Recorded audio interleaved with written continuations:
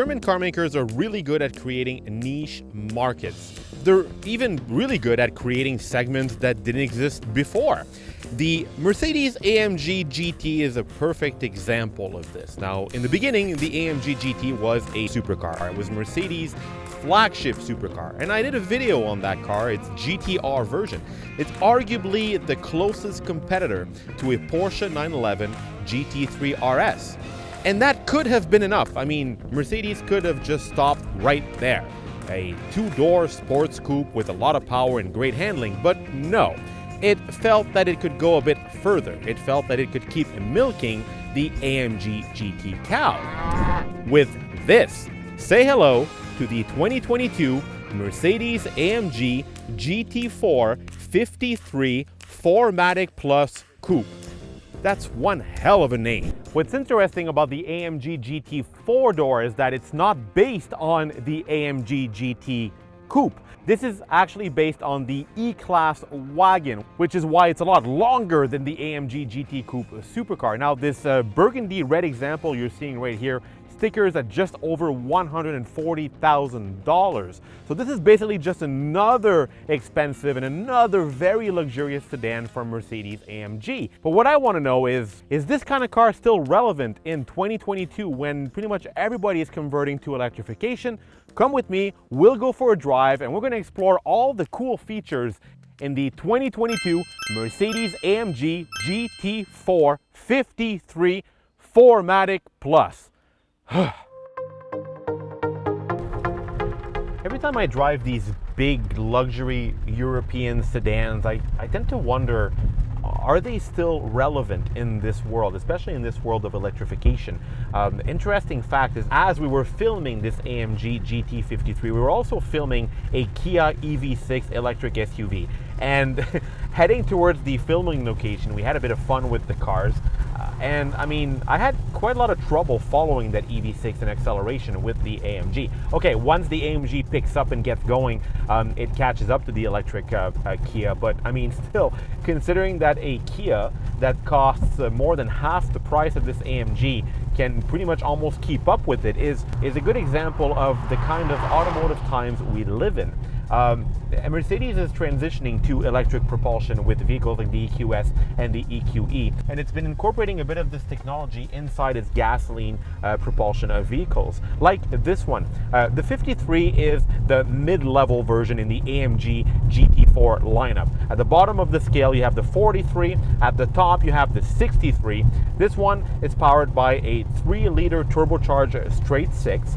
It's then coupled to a small electric motor. So total output is 429 horsepower, and of course it's mated to a 9-speed automatic gearbox. This is the gearbox Mercedes puts in all its AMG models, and 4MATIC all-wheel drive. So it's a technologically complicated machine. It's also very heavy.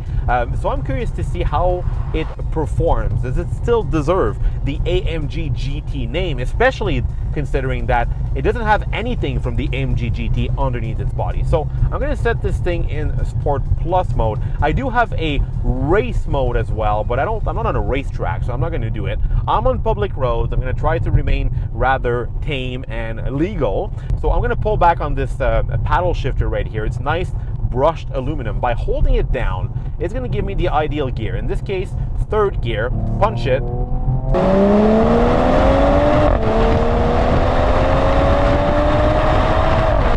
I got synthesized engine sound. Okay, so it upshifts automatically for me because I didn't put it myself in manual mode. That's something about Mercedes-AMG is that in automatic, it will allow you to downshift and upshift manually, but if you let it go, it'll still stay automatic. You're gonna have to set it yourself in manual mode. We're gonna do that right now. Okay, let's try this again. So what I'm noticing is that this engine needs to rev to develop all of its power. It's not that meaty down low. That's because there's a lot happening before it picks up and goes. I mean, you got the delays from the turbochargers, the delays from the transmission. So once all this stuff gets going, you finally extract all the power this engine has in stock. But this has good, very good power, very linear as well. I get the interesting exhaust bob from the exhaust.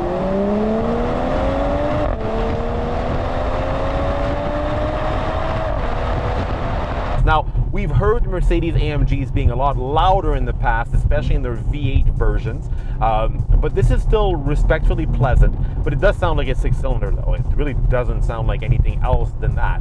Although this is a big car, it's rather agile. Oh my god, I just entered that corner really quickly. On the brakes, I got some regen braking going on here. Back on the throttle. It's a nice sweet spot. You just love those exhaust farts. You don't get bored of those. And then when you're done hooning it around, you put it back in comfort mode and it quiets down again, the way you expect a Mercedes to do so. In many respects, this is not the super sedan we would expect from an AMG GT with 2 extra seats. This is more of a Grand Tour, a response, if you will, to the BMW M8 Grand Coupe I reviewed on this channel about a year ago. This is not surprising coming from Mercedes because just like Honda and Toyota are the biggest Japanese rivals, Mercedes and BMW take each other on at every level.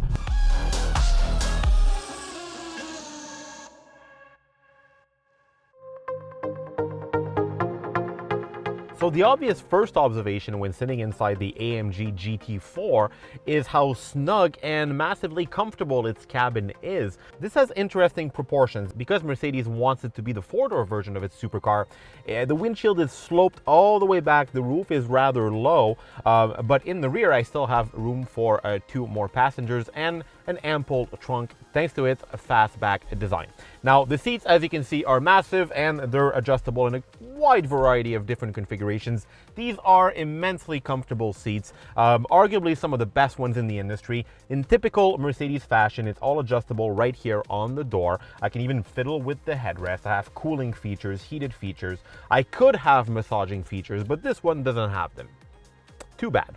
Build quality is obviously second to none. I have a nice contrasting white and gray color scheme here, as you can see on the steering wheel as well. This is very striking at first. You like it or you don't. I'm not a fan of it, but the steering wheel has Mercedes' latest design layout, which I find absolutely brilliant. You have the 2 little wings here on the side and the tiny center, very similar to a Formula 1 steering wheel. And at the bottom of it, I have 2 knobs to control drive modes on the right and specific settings on the left. Now I want to talk about the one here on the left. Now what you can do, you can press on the top or on the bottom and you can activate different settings. For instance, I can put it in automatic or manual. I can remove traction control. I can change the suspension settings because yes, this has adaptive dampers.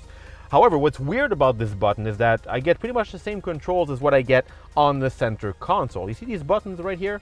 Mercedes seems to like buttons because these buttons here do exactly the same thing as what I have here on the knob. I'm assuming that this was created to reduce distractions. Instead of fiddling here as you're driving, you just play around with the knob right there. But the simple fact that you have buttons that do the same thing is rather confusing. One button I find particularly amusing is the retractable spoiler button right here. By pressing it, the spoiler retracts manually, or if I leave it in auto mode, it'll go up on its own at over 130 kilometers an hour. So basically, if you leave it in automatic mode, it's not really gonna matter because you're never gonna see the spoiler, because at least here in Canada, you can't go over 120 kilometers an hour on the highway. This button is duplicated again right here. Mercedes really wants you to know that you can retract the spoiler manually. Now the entire dashboard has this really attractive Art Deco, kind of a luxurious speedboat kind of look and feel to it. Mercedes has been this way for the last few years. Now this is not this is not the latest infotainment system from the car maker. Mercedes is now transitioning over to the hyperscreen technology that you'll find in vehicles like the EQS, the EQE. However, this is still quite an interesting setup.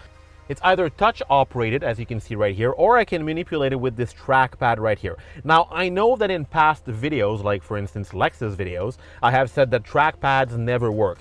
It's not exactly the case here with the Mercedes setup. It is sensitive, but it works rather well. I can, at first you need to understand it and kind of figure it out, but once you do, you can get around doing quite a lot of stuff. You also have some physical touch keys to access quick menus. For instance, I want to access the car settings. I have a little tiny car right here, and that automatically gives me access to the car menu. What I also particularly like about this menu is that by default you arrive to the assistance menu, where all the driving aids are. So you can quickly turn them off. Things like lane keep assist or adaptive cruise control, they can all be regulated directly in the screen. And the fact that it can be accessed quickly is very enjoyable. Obviously, this being a Mercedes means I can entirely customize the layout.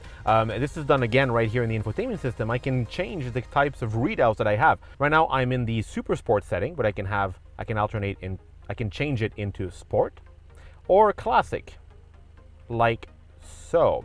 I personally prefer super sport.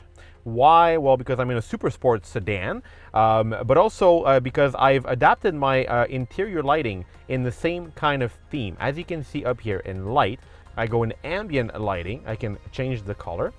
Mine is currently in fire red, which means that at night I have a nice yellow and reddish interior, but I can really customize this the way I want it. If I want to have a purple interior with a blue screen, I can do so as well. All part of the customization of a Mercedes-AMG GT4.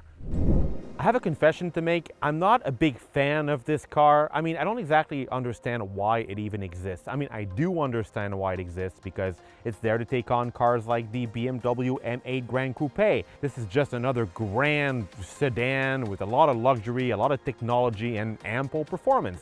The 53 is the sweet spot in the lineup, and if you ask me, that's just enough performance.